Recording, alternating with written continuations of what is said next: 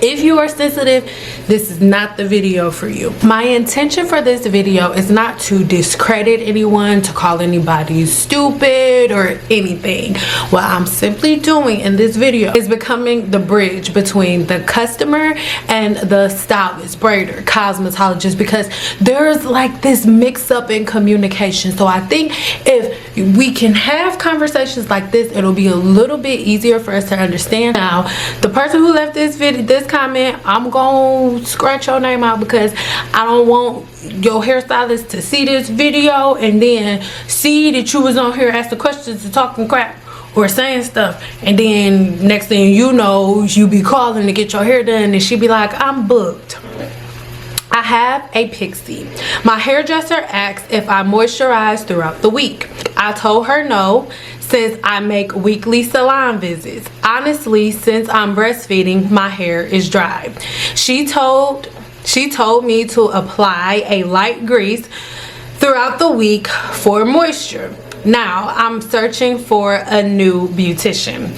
Am I wrong? She also told me that weekly visits were too much. My hair should be washed every 2 weeks so the natural oils can accumulate. Help. Let me say, I already told you what my intention was for this video. At any point, if you do not agree, boo, girl, boy, us, them, cat, people, this is a free country and you can sign off whenever you want. Ain't nobody trying to argue with you. I love you, you and your rice water and your nipple juice and all of that. Like your apple cider vinegar, do you, boo. Okay, I'm not here to argue with you. You have a pixie cut, so naturally somebody who wears their hair in a short pixie cut, you're washing your hair every week. So, and the reason that you're washing your hair every single week, right, is because when you have short hair, and I had a short pixie cut for years, right, I'll be fiending, I want one. Anyone with a short pixie cut is getting their hair done every week because the hair is short. So by the end of the week, like at the beginning of the week, your hair, your curls is all cute and stuff, but the more time goes by through the week, your hair gets more and more and more and more oily, right? And so it's getting more oily, but you're not seeing it as oily. You're just seeing it as, okay, this ain't hitting like it's supposed to. It's looking stringy. It's not looking cute anymore. Well, my love, that is because your hair is shorter. So before, when you have longer hair, it takes it longer to travel down the hair shaft. And the truth is, even if you are somebody, if you're a black person, right, or if you're somebody of African descent, or somebody with curly hair and you get a relaxer, just because you get a relaxer, it doesn't mean, okay, I'm washing my hair every day now. No, it still takes the oil a lot longer to travel down, simply of like the diameter of the hair shaft of a person who has naturally curly hair, right? So even if your hair is relaxed, it'll still take it a little longer to travel down the hair shaft, right? So when you are, the reason that most people who wear their hair in a short pixie cut, the reason that you're doing it is because it takes little to no time, right, for the sebum that's coming out of your scalp to get from your scalp to your ends. Because you have a short pixie cut, your hair is short. That's why you're doing it every week. So this is where things get confusing, right? Because you would think at this point you're going to a professional cosmetologist or whatever, and this person, because they're a professional, you're like, okay, you should know, and you put that explanation point like, oh, greasing our scalp. Well, I'm gonna tell you, when we go to cosmetology school, they only teach us the basics, right? They only teach you enough to pass their board. So this is why you see some people that they'll have hair like cosmetologists and it just says cosmetologist, but then you'll have other people like myself that'll put master in front of the word cosmetologist, because after we went to get our cosmetology license, after we learned the basics, we kept going deeper and deeper and deeper and deeper into the science of hair. So I'm not being disrespectful, but somebody who got their cosmetology license and then they only focus on their clients and doing hair and building their clientele, is nothing wrong with that. But you got to think about it from part one. If you have 50 million clients, like I'm gonna use myself for an example, if my first client is coming at 7 o'clock in the morning and my last client doesn't come in at 5, and I'm not getting done with her to 8 or 9, and I'm not getting home to 10, or sitting down and being able to breathe until 10 o'clock, when do I have time to get to further my education past what I learned to get my cosmetology license? I don't have the time, right? I don't have the time to do that. So now, the reason that I'm saying that, right? She said, do you moisturize throughout the week? So you having dry scalp, this is why I tell people, learn the science of hair, right? Learn the science of the human body. Because what's confusing you guys, you're getting your hair done every week because your hair is oily at the end of the week. That's why, right? And you said it yourself, you're not oiling your scalp, you're not putting no additional oil on your hair, but at the end of a week your hair is oily. Why? Because you have sebum coming from your scalp. The oil on your hair when you have a short pixie cut, that is an accumulation of sebum. But what gets you confused, you have dry scalp too, right? You have really dry scalp too. You're seeing flakes. So when you see flakes in your hair, you're magically and automatically thinking, okay, this is because my scalp is dry. No, that's not it. That's not it. That's not your scalp being dry. What it is, your follicles are blocked. Every 28 days your skin cells die off, they fall on the floor, and then a new level of hair growth, a new set of skin rises up. I didn't want my clients to do anything throughout the week. If my clients did anything throughout the week, the only thing that they would do is like add a serum, maybe add like an extra little serum, or spray a little bit of oil sheen. But there is something down the line that you've done. It doesn't make sense any other way. You aren't putting any other products on your hair after you leave the salon, but you still need to wash your hair because you see dry scalp. Your scalp is dry. You are translating that as dry scalp. So your cosmetologist, her response was like, oh, well, are you putting grease and oil on your hair in between appointments, right? Are you doing that in between appointments? And then once again, that's where I got the information. The answer to that is no. And so she's saying, oh, go and grease your scalp. Now, yes, it is confusing because I'm not, it's first of all me saying, oh, you have sebum coming from your scalp. This isn't coming from Sindal. This isn't coming from Sin. This is coming from years of scientific knowledge. Like the freaking Egyptians knew that we had freaking sebum in Kemet. I'm sorry, in Kemet. In Kim, they knew that we had a sebaceous gland with sebum coming from our scalp. They knew that. This is not new information. This is not something that I'm making up and giving to y'all. No, this is factual information, right? That you have a sebaceous gland. So the issue is down the line there's something that you've done to block the follicle. Most women think that, you know, if they used a product like 10 years ago, or if they used a product 11 years ago or whatever, that automatically that's gonna mean that the product is gonna be out of your hair, and that's not true.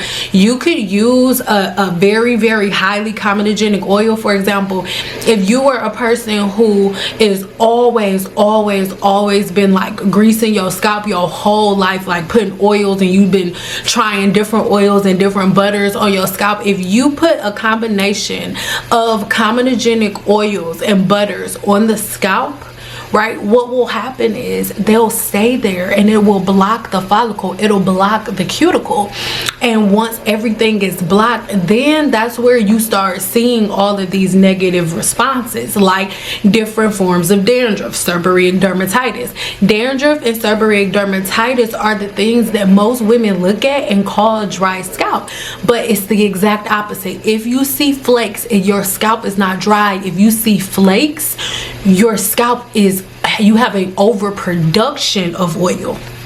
So then the thing you would have to ask yourself is, how does this person do your hair, right? Like when they do your hair, are they putting a crap load of oil on your scalp? Are they squeezing oil into the scalp and rubbing it in on the appointment day? That could be the source of dry scalp. Most women think that, like, oh, because it feels good. It does. It feels amazing, right? Because it feels so good, you think as soon as you get your hair braided, you like shh, and just put grease everywhere, and yes, it feels amazing. Hell, it even look good. It look good, but it's not good for you, right? Because then you get an overproduction of sebum. An overproduction of sebum within the scalp, and not only is it an overproduction, but then it can't escape, right? So remember, she told you to put light grease on your scalp throughout the week, and that's because most cosmetologists never take the time or never get the time to go deeper than their cosmetology license.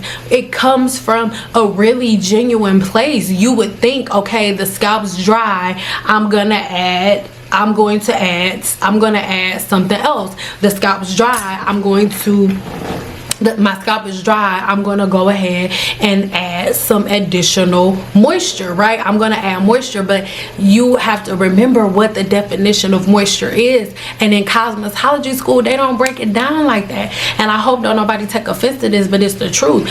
A lot of times, like, at least I'm gonna speak for myself, when I was in cosmetology school, the most of the time, the teachers are hairstylists who've been doing hair for like 15-20 years, and they sick of people. They sick of being stood up. They sick of paying booth rent. They sick of like the riffraff. So they like, you know what, I need a more steady, a more consistent income. So I'm gonna go from standing behind a chair to teaching in a classroom. And this is the thing, they following a book. Most of them teaching by a book. Most cosmetologists that graduated the same year that I graduated cosmetology school, we all learn from the ladies. We all learn from the same book. So it's cosmetologists who've been doing hair for a long period of time, or for a certain period of time, and then they go into cosmetology school and they start teaching. And I also need you to remember, in the state of Nevada, you only had, well, when I was in cosmetology school, I don't know how it is now because I haven't checked, but in the state of Nevada, when I was in cosmetology school, you only had to be a licensed cosmetologist for a year to be an instructor.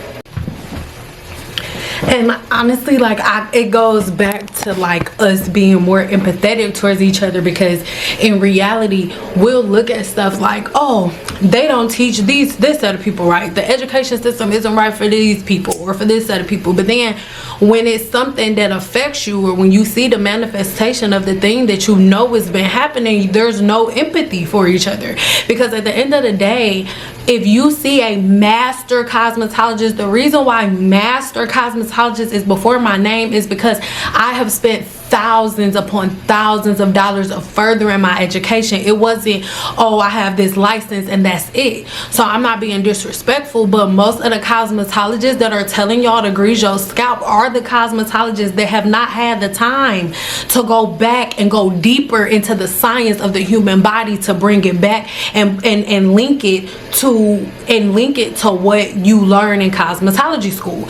That is like when you go to be a trichologist. Most of the you know when you find a cosmetologist that has went deeper into the science of hair, when she's a cosmetologist and a trichologist. A trichologist, contrary to popular opinion, does not have a higher education than a cosmetologist, and does not have a better I'm not gonna say that. Let me say it like this. You go to cosmetology school for 2 years, depending on the state. You can become a trichologist in 2 weeks.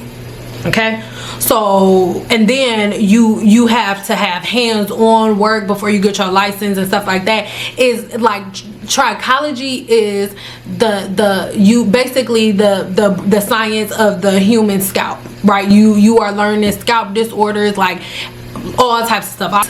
But me as a trichologist does not trump me as a cosmetologist. It just adds to. It's something additional that I add to my cosmetology license, thus the name Master Cosmetologist, because there's so many different levels to it, right? It's not as simple as, oh, I'm gonna go get these combs and brushes, because what y'all don't understand is in cosmetology school we don't learn based on products. We don't learn what's the best shampoo, what's the best conditioner. No, this is what you're supposed to do with the hair. This is what the hair shaft is supposed to do. This is how you make it do this. This is how you make it do this. Okay, and here are the tools. Now that you know the patterns and the routines and all of these things that you follow, here are the tools.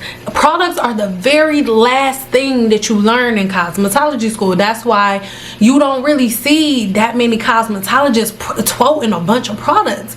For the most part, you see cosmetologists using the same products, because we were not taught that products were the things that are going to do anything. We learned the science of hair, right? So a lot of times you'll see that if there are spots that you didn't learn in school, cosmetologists or hairstylists or braiders, whatever, will go back to the things that they know generationally. And as a black woman, the things that you know generationally, they don't teach you that in school. Like, yeah, we talk about skin cell turnover, but it's something that you skim past. You're so worried about getting on the floor and doing hair and getting tips that it's like, unless you are like a nerd, a science nerd, you're not really into it.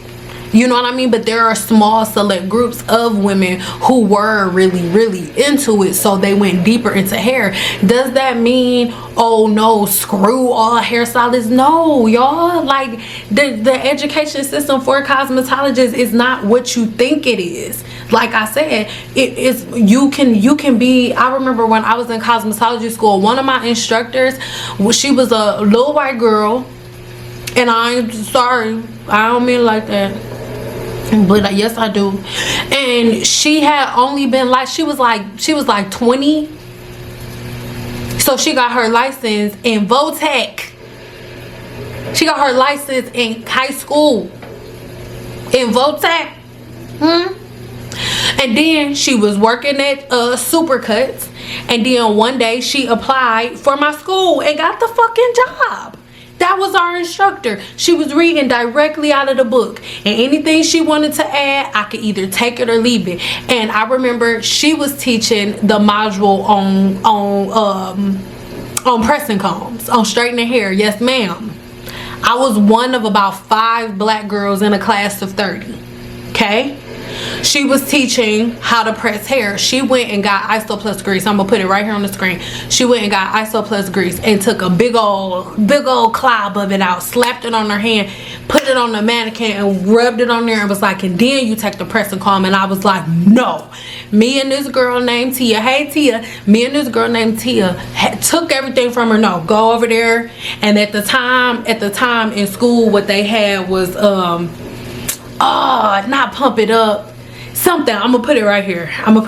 And we use this, and we could go, it was called the dispensary, and we can go right in the dispensary, and it would be one girl. We were all scheduled to work the dispensary on different days, and so we would go over there like, hey, give me some of this, give me some of that. And then we went over there and we were teaching our instructors how to do black hair. That is how cosmetology school goes. So you have to find a cosmetologist who has mastered her craft. And my love, that is, the price is how you're going to be able to tell the difference sometimes. The price, the lingo, their ability to book consultations and things of that nature. Now you're searching for a new beautician. So I don't want to say, oh, go find another hairstylist. That's not what I'm saying, right? But the reason that I said I think we need to learn how to talk to each other, right? And understanding that even like everything else about her could be amazing. Obviously she do your hair good if you still going to her all the time, right? But if she is doing relaxers and stuff like that, don't get me wrong, I love me some pixie cuts and stuff, but hair growth and scalp health may not be her specialty, right?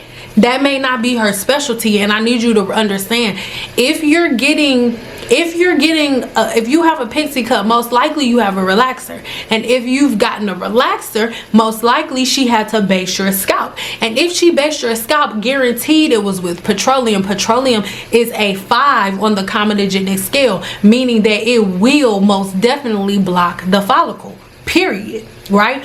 So at the end of the day, you have follicle blockage. And your skin cell turnover cycle is off, and that happens a lot of times when you're somebody who's getting a relaxer post doing a lot of other stuff, post Team Natural, post, you know, trying a whole bunch of different things, because you could possibly still have different scalp inflammation from the past, plus you're getting a relaxer on a normal basis. And if the scalp is over base, right, or if it's not washed out properly all the way, then sometimes not the relaxer itself, the petroleum, then it causes blockage within the follicle. A lot of people would notice really dry scalp after relaxers, right? So when I was standing behind the chair, if I did a relaxer and then my client came back and said, oh, my scalp is really dry, then that day she would get a clarifying, detoxifying treatment for her scalp, because I know that dry scalp does not mean that you need more oil. Dry scalp means that the follicle is blocked. So as a master cosmetologist, I've mastered the science of the human body, and I've combined that with me as a cosmetologist servicing my clients, so I understand, okay, dry scalp is not a sign of the need of oil, it is a sign of an overproduction of oil. So what is the tool that I go for?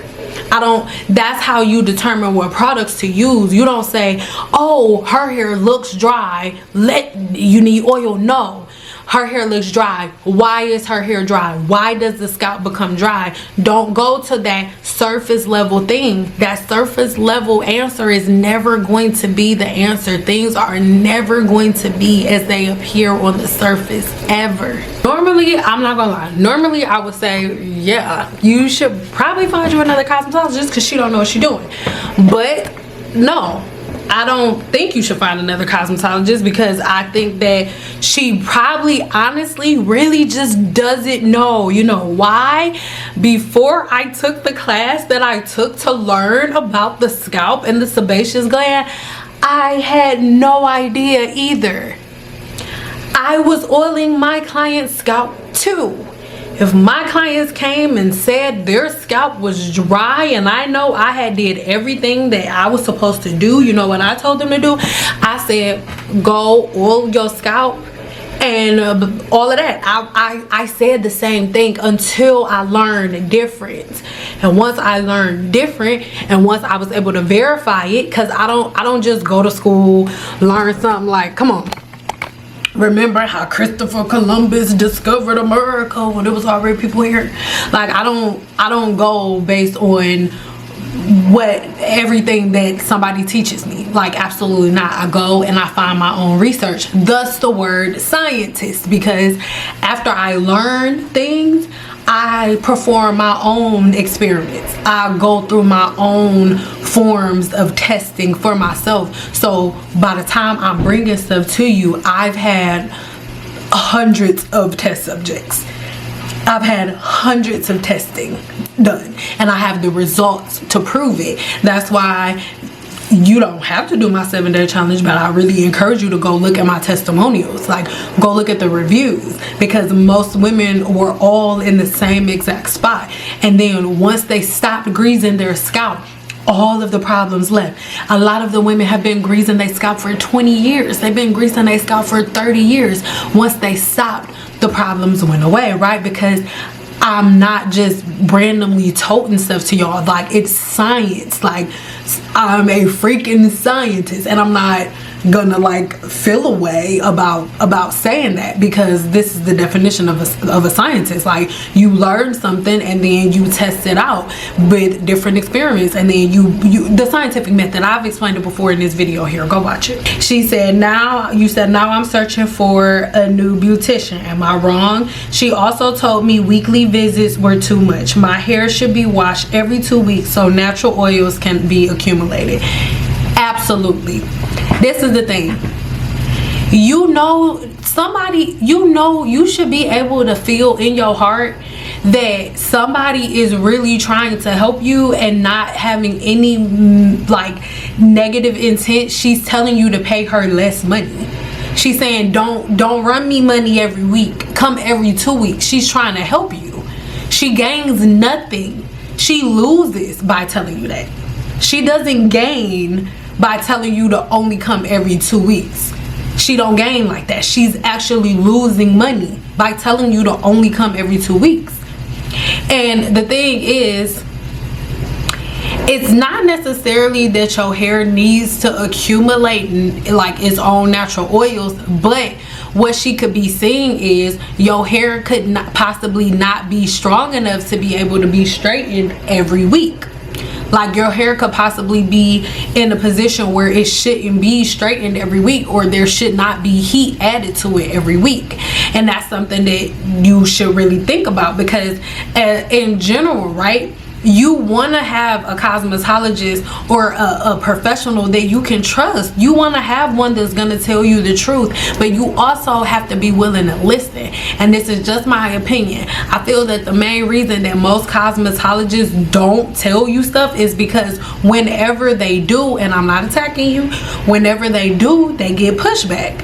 Like if you go into her and you sitting in her chair and you trust her and she's saying, hey, you shouldn't come to me every 2 weeks, like that's too much for your hair, you should kind of like take that into consideration. And then if you're gonna have a relationship with your hairstylist, and this is the part where I feel like the issue is, because we don't look at each other as human, right? Hear me out. Like, because your hairstylist is doing your hair, you don't look at her as a human being like you, right? If something happened and she call you and say, hey, I can't do your hair today, my water just broke, I'm in the hospital, you go off on her because you had to go out of town. You don't you don't have no empathy. Not you don't care, not you, but you know what I mean, just for an example, you don't have any empathy. That happened to me before, multiple times. Not multiple babies, but just in different scenarios.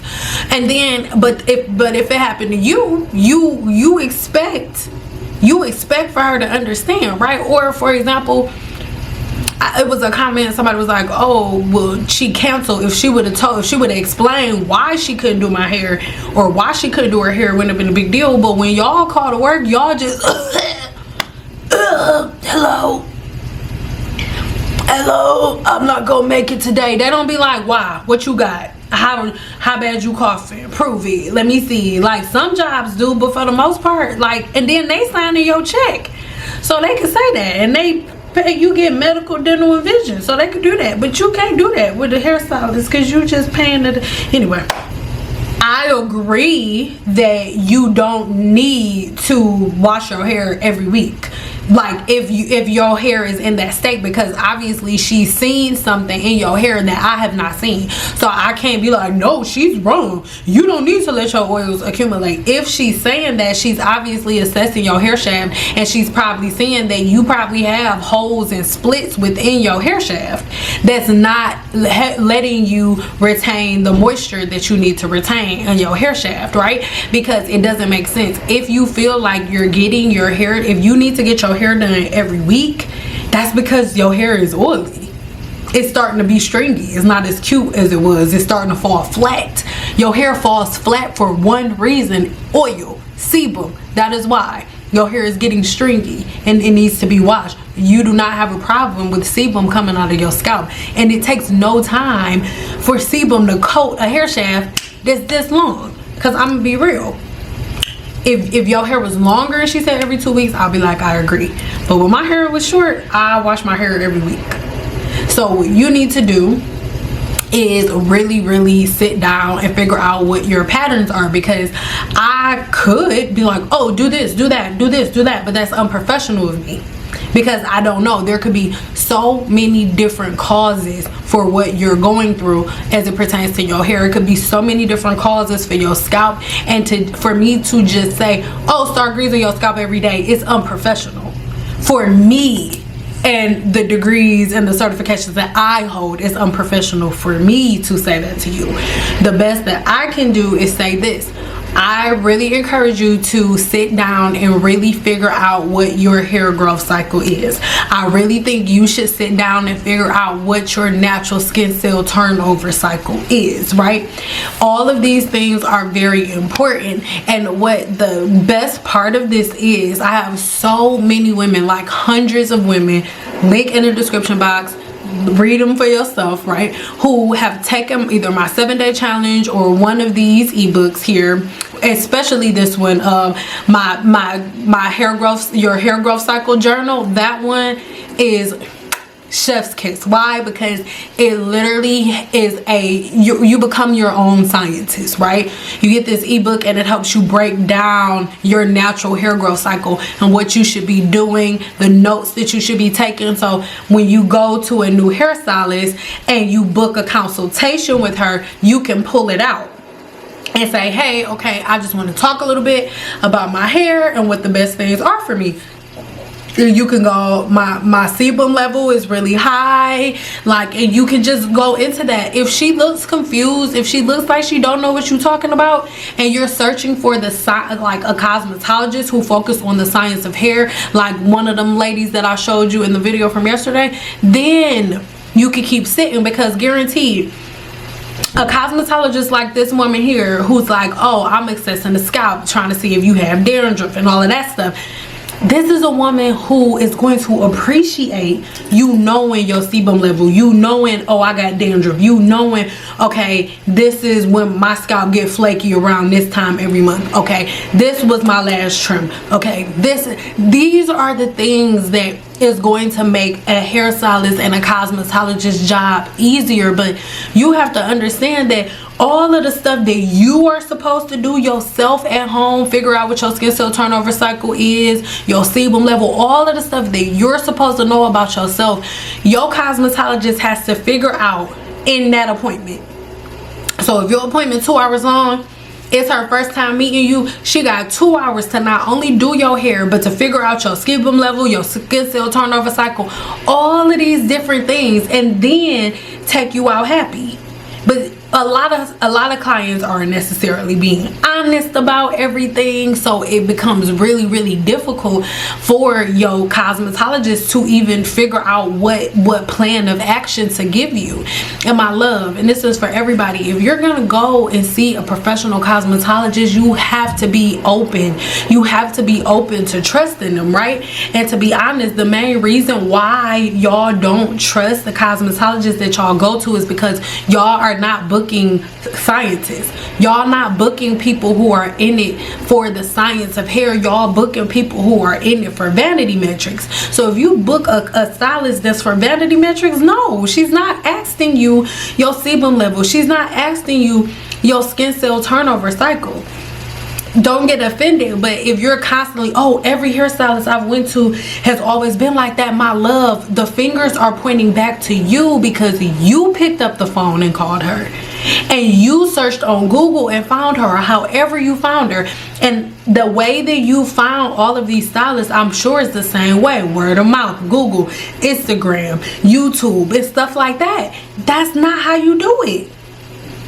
You need to be finding your cosmetologist the same way you find your dermatologist. You know why? Because in this sense, you'll be able to find the cosmetologist like her. Because the cosmetologists like me are not just like, oh, 2 for 1 special. They're not going to be cheap. They're going to be different. They're going to be so much different than the majority. Because the majority, they're all the same because they don't know the science, right? So it's easy to emulate the stuff that's online. That's why everybody could just pretend to be a hairstylist. But if you really learn the science of hair, then it's different, right? So for this woman in particular, I don't want to do that. I don't want to take money out of her pocket like, y'all find somebody else, forget her. I don't want to do that. I ain't doing that. I be asking God for stuff all the time.